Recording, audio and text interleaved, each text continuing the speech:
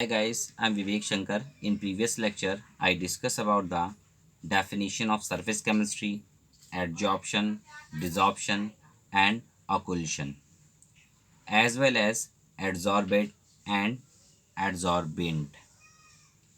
Today, I discuss about the examples of adsorption and difference between the adsorption and absorption, as well as sorption. So, guys, let's start the topic now. तो gas जैसा कि मैंने आपसे कहा कि पिछले video में मैं आपसे सरफेस केमिस्ट्री की डेफिनेशन साथ ही साथ एड्जॉर्प्शन डिजॉर्प्शन ऑकल्शन और एड्जॉर्बेंट क्या होते हैं एड्जॉर्बेंट क्या होता है इनके बारे में डिस्कस किया था। इस वीडियो में मैं आपसे एग्जाम्पल्स ऑफ एड्जॉर्प्शंस के बारे में आपको बताना चाहता हूँ। ठीक है, तो पहले हेडिंग हम लोग क्या डालेंगे, एग्जाम्पल्स ऑफ एड्जॉर्प्शन, कि भाई एड्जॉर्प्शन के एग्जाम्पल्स क्या हैं। ठीक है, बहुत इंपॉर्टेंट है। तो मैं आपको पहले बताना चाहता हूँ कि जब भी आप कोई नई चीज़ खरीद के लाते हो या कुछ मेडिसिन्स वगैरह के आपने बॉक्स देखे होंगे तो उसमें सिलिका जेल पड़ा होता है। क्या पड़ा होता है बेटे? सिलिका जेल पड़ा होता है। और सिलिका जेल क्या करता है, वाटर के मालिक्यूल्स जो प्रेजेंट होते हैं आसपास वो उसको एब्जॉर्ब कर लेता है, मतलब अपने सरफेस पे क्या कर लेगा, उसको स्टिक कर लेता है ना। इसी प्रोसेस को हम लोग एड्जॉर्प्शन बोलते हैं, आप तो जानते ही हैं। तो पहले मैं आपको कुछ एग्जांपल्स के थ्रू एड्जॉर्प्शन क्या होता है ना, और एब्जॉर्प्शन क्या होता है और शॉर्प्शन क्या होता है उनके बारे में थोड़ी सी डिटेल दे देता हूँ। सपोज करिए ये मेरा कोई क्या है बेटे, मालिक्यूल है। मान लीजिए सिलिका जेल का मालिक्यूल है ना, एक मालिक्यूल सिलिका जेल का है। तो अब इसके अराउंड जो होगा वो क्या होगा बेटे, वाटर का जो मालिक्यूल होगा वो सरफेस पे इस तरह से स्टिक हो जाएगा, है ना। यानी सरफेस पे स्टिक हो जाएगा, मगर बल्क में भी एक आध रहेंगे। बट जो कंसंट्रेशन रहेगा वो अगर सरफेस पे ज़्यादा है तो इस प्रोसेस को हम लोग क्या बोलते हैं, एडजॉर्प्शन। क्या बोलते हैं? एडजॉर्प्शन। क्या बोलेंगे बच्चे? एडजॉर्प्शन। सपोज करिए अब यहीं पर मैंने कैल्शियम क्लोराइड का मालिक्यूल ले लिया, है ना। अब कैल्शियम क्लोराइड के मालिक्यूल में जो वाटर मालिक्यूल होंगे वो बल्क बल्क में क्या हो जाएंगे, एब्जॉर्ब हो लिए जाएंगे। तो इस प्रोसेस को हम लोग क्या बोलेंगे बेटे, इस प्रोसेस को हम लोग एब्जॉर्प्शन बोलते हैं। क्या बोलते हैं? एब्जॉर्प्शन। ठीक है, ताकि आपको आसानी पड़े। बट सॉर्प्शन में क्या होता है, आप डिस्टिंग्विश नहीं कर सकते हो कि ये एब्जॉर्प्शन का प्रोसेस है कि ये एब्जॉर्प्शन का प्रोसेस है, उसी को हम लोग सॉर्प्शन बोलते हैं। तो भाई बल्क में भी मॉलिक्यूल का कंसंट्रेशन रहेगा हायर और सरफेस पे भी रहेगा। तो अगर सरफेस और बल्क दोनों में ही बराबर है और आप डिस्टिंग्विशन नहीं कर पा रहे हो कि ये एब्जॉर्प्शन है या एब्जॉर्प्शन है, तो उसको हम लोग बोलते हैं बेटे शॉर्प्शन। क्या बोलते हैं? शॉर्प्शन। तो ये चीज़ें आपको याद रखनी है, रिमेंबर, क्योंकि मैं अगर आपको एग्जांपल्स पढ़ाने जा रहा हूँ तो इतनी चीज़ें आपको पता होनी चाहिए। तो जैसा मैंने आपको पहले एग्जांपल बताया, the air become dry in the presence of silica gel because the water molecule get absorb on the silica gel, है ना। तो इसीलिए आप देखते हो मेडिसिन बॉक्स में जहाँ पर आपको क्या क्रिएट करना होता है, जहाँ पर आपको ऐसा यानी ड्राई एटमॉस्फेयर क्रिएट करना होता है वहाँ आप सिलिका जेल का यूज़ कर लेते हो। आप लोगों ने शुगर फैक्ट्री कभी गए नहीं होगा, बट मैं आपको उसकी बात भी बता देता हूँ कि जो शुगर बनती है वो उसका रॉ मटेरियल तो आप जानते हो, है ना, कि when aqueous solution of raw sugar which is येलोइस brown colour, किस कलर की होती है बेटा? येलोइस ब्राउन कलर की होती है। Is passed over the bed of animal charcoal, तो उसको हम लोग क्या करते हैं, एनिमल चारकोल के बेड बना लेते हैं, उसके ऊपर से पास करते हैं। तो जो भी उसमें कलरिंग मटेरियल होता है ना, वो उसमें एड्जॉर्ब हो जाता है और जो शुगर होती है वो बिकम कलरलेस हो जाती है। कैसे हो जाती है बेटे?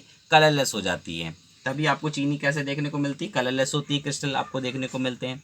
सेम ऐसा ही डाई भी होती, जो एब्जॉर्प्शन जो होता है डाई का भी चारकोल में हो जाता है। तो आप बोल सकते हो when animal charcoal is second with the solution of organic dye such as methylene blue, अगर मिथाइल ब्लू का मैं सोल्यूशन ले लूँ और उसको एनिमल चारकोल से पास कराऊँ तो वो जो मिथाइल ब्लू का जो सोल्यूशन होगा वो कलरलेस हो जाएगा। यानी कि जो भी उसमें डाइंग मटेरियल होगा या ऑर्गेनिक जो डाई होगी वो एड्जॉर्ब हो जाएगी on the surface of the animal charcoal.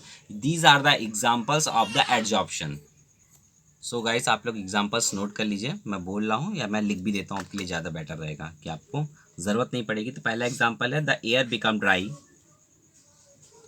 The air become dry, becomes dry, है ना, इन the presence of silica jail, in the presence of silica gel, है ना, because of because the water molecules get adsorbed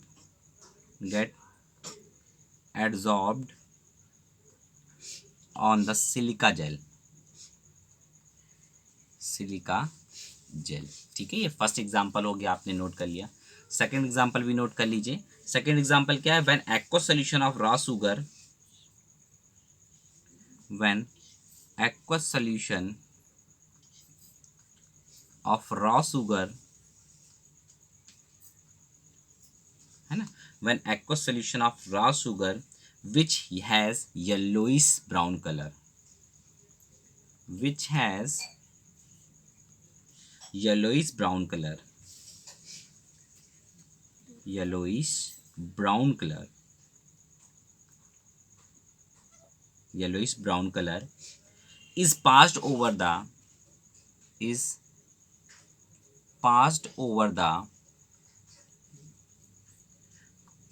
beds of animal charcoal, beds of animal charcoal, it become colorless, it become colorless, it become colorless because of, या बोल सकते हैं because the, है ना, because the coloring substance, because the coloring substance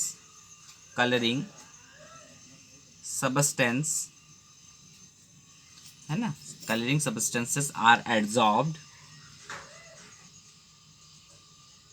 है ना, coloring substances are adsorbed by the charcoal, by the charcoal। ठीक है, दिस इज द सेकेंड। आपको एग्जाम्पल भी लिखने को आता है, आपको जब एड्जॉर्प्शन पूछा जाता है प्रोसेस तो बोलते with the explain with the help of examples, तो आपको एग्जाम्पल्स भी पता होना चाहिए। दो मैंने एग्जाम्पल लिखा दिए, तीसरा भी आप लिख सकते हो एग्जाम्पल, वो भी इंपॉर्टेंट है ना। तो तीसरा भी एग्जाम्पल लिख लीजिएगा।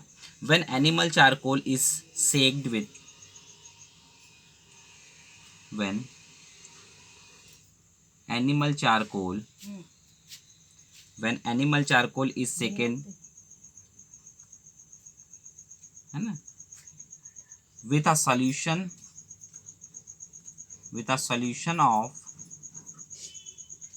an organic dye, है ना। ऑर्गेनिक डाई आप लोग जानते ही हैं, है ना, जैसे मिथाइलिन ब्लू, है ना, इस टाइप की, such as methylene blue,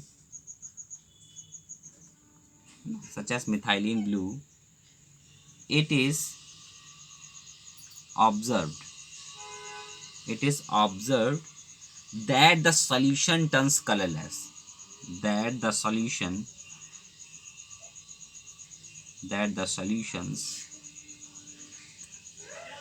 turns colorless, है ना, कलरलेस, है ना। ये सोल्यूशन आपका कैसा हो जाएगा बेटे? कलरलेस हो जाएगा। और जो भी आपका सरफेस पे जो भी डाई होगी ऑर्गेनिक, वो क्या हो जाएगी बेटा? एड्जॉर्ब हो जाएगी। तो वो आप लिख लीजिएगा, मैंने इतना ही लिख दिया है क्योंकि काफ़ी लेंदी हो जाएगा, इसी में समय ना जाए इसलिए। ठीक है, अब हम लोग बात करते हैं डिफरेंस क्या होता है बेटे एड्जॉर्प्शन और एब्जॉर्प्शन में।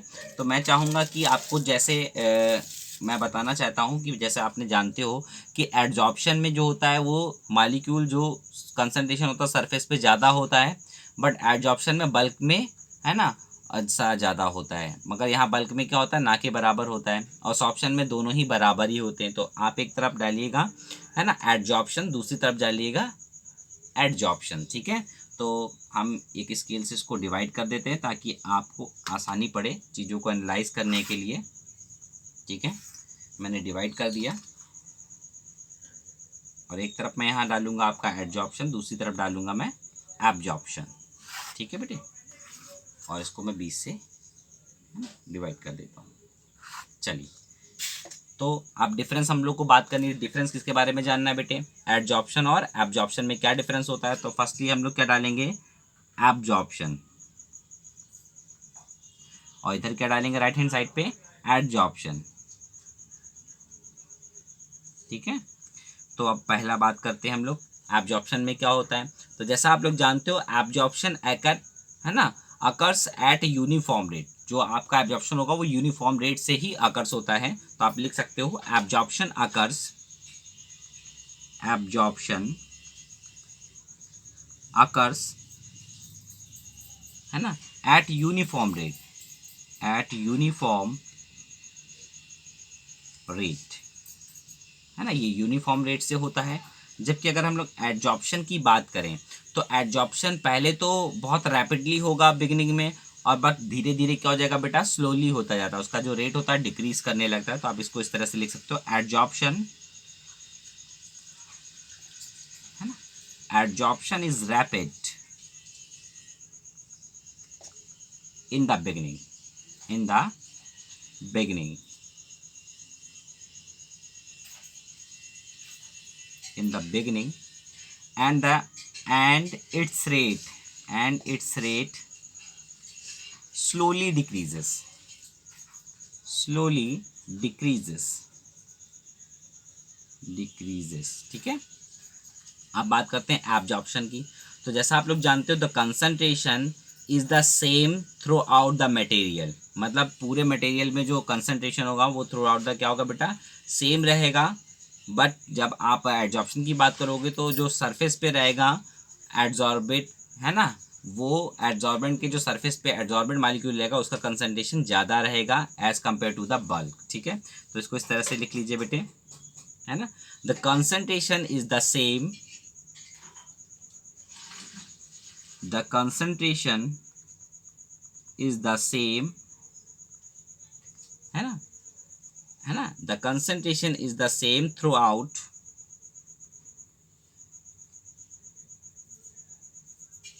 है ना, throughout the material, throughout the material, therefore, therefore it is the bulk phenomena, therefore it is the bulk phenomena,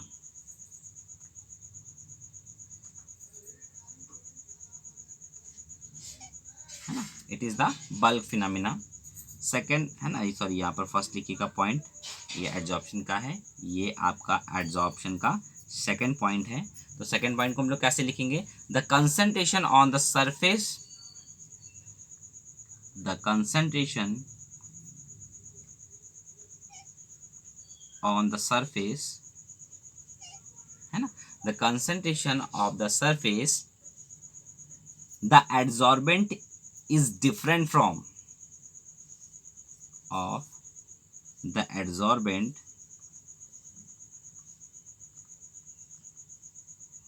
adsorbent is different, is, है ना, different from that, from that, है ना, the concentration on the surface of the adsorbent is different from that in the bulk, in the bulk, therefore it is a surface phenomena, surface phenomena। ठीक है, ये surface phenomena होता है। ठीक है बेटे, बाकी जो डिफरेंस है जैसे आप लोग जानते हो, मैं बोल दे रहा हूँ बट है ना आप लोग समझ सकते हो, कुछ चीज़ें मैं बोल के लिखाना चाहता हूँ कि आप लोग बोल के भी लिख लो, क्योंकि पेज अब आगे है भी नहीं। तो अब आप लोग क्या करोगे, है ना, जो थर्ड आप लोग एडजॉर्प्शन में जानते हो, तो आप अच्छी तरह जानते हो कि it is the phenomena in which the gases और गैसेस पार्टिकल और liquid particle uniform distributed through out the body of the solid. मतलब सॉलिड की बॉडी में जो आपका लिक्विड का मालिक्यूल या जो सरफेस का मालिक्यूल होगा, है ना, लिक्विड का या गैसेस का मालिक्यूल होगा, थ्रू आउट द आपका सॉलिड में डिस्ट्रीब्यूटेड हो जाएगा। बट यहाँ पर क्या होगा, सरफेस पे डिस्ट्रीब्यूटेड ज़्यादा होगा as compare to the bulk. ये याद रखना बेटे, ये बहुत इंपॉर्टेंट है ना। तो यहाँ पर एक चीज़ और याद रखिएगा, सिलिका जेल, ये इसका जो एग्जाम्पल है बेटे, एडजॉर्बेंट का है ना, सॉरी एडजॉर्प्शन का उसका क्या है बेटा example, silica gel, silica gel इसका एक एग्जाम्पल लिख लीजिएगा। इसका एग्जाम्पल तो आप लोग जानते ही हो, कैल्शियम क्लोराइड, है ना, कैल्शियम क्लोराइड, ताकि चीज़ें आपको आसानी से पता चल जाए। अब बात आती है बेटा सॉर्प्शन की। तो सॉर्प्शन की डेफिनेशन मैं आपको बोल दूंगा, बट मैंने आपको पहले ही समझा दिया था वीडियो के स्टार्टिंग में कि जब आप एडजॉर्प्शन और एब्जॉर्प्शन में डिस्टिंग्विश ना कर पाओ, है ना, या कह सकते हैं जो मालिक्यूल्स हैं, जो एडजॉर्बेट के जो मालिक्यूल्स हैं वो थ्रू आउट द, है ना, आपका मटेरियल में डिस्ट्रीब्यूटेड रहे, उनका कंसंट्रेशन बल्क में एज वेल एज सरफेस पे भी ज़्यादा हो, इस टाइप का जो प्रोसेस होता है उसको हम लोग सॉर्प्शन बोलते हैं। तो आप बोल सकते हो इन सम केसेस, बहुत मतलब कम होते हैं ऐसे केसेस, इसलिए मैं बोल रहा हूँ इन सम केसेस, है ना, in some cases both adsorption and absorption occurs together, वो दोनों क्या होंगे बेटा, एक साथ होंगे, एंड आर नॉट डिस्टिंग्विशेबल, और उसमें आप अंतर नहीं बता सकते। इन सच केसेस, है ना, इस टाइप के जो केसेस होंगे, the substance get uniformly distributed into the bulk of the solid, but at the same time its concentration is higher at the surface then at the bulk, is called, या such phenomena is called sorption. इस type के जो phenomena होता है उसको हम लोग क्या बोलते हैं बेटे, सॉर्प्शन बोलते हैं। तो आप लोग उसको नोट कर लीजिएगा, ठीक है। तो मैंने आप बोल दिया है, तो आप सिंपल से भी बोल सकते हो कि भैया ऐसा प्रोसेस जिसमें एडजॉर्प्शन और एब्जॉर्प्शन दोनों ही एक साथ हो रहे होते हैं और उनको आप, है ना, डिस्टिंग्विशेबल नहीं कर सकते हो, है ना, इस टाइप के प्रोसेस को हम लोग क्या बोलते हैं, सॉर्प्शन बोलते हैं। क्या बोलते हैं बेटे, सॉर्प्शन बोलते हैं। अगर आपको वीडियो अच्छा लगे तो लाइक एंड सब्सक्राइब करना ज़रूर मत भूलिएगा, और साथ ही साथ आपको कमेंट में अपना नाम ज़रूर लिखना पड़ेगा, क्योंकि जैसे आप वीडियो देखोगे तो उससे हम लोगों को पता चलेगा कि आपने वीडियो देखा है। तो आप वीडियो देखने के बाद अपना नाम जो होगा कमेंट बॉक्स पर लिखेंगे, तभी आपकी प्रेजेंटी जो होगी चढ़ेगी। मैंने इससे पिछले वीडियो में भी आपको बताया था, इस वीडियो में भी मैं बता रहा हूँ। तो प्लीज़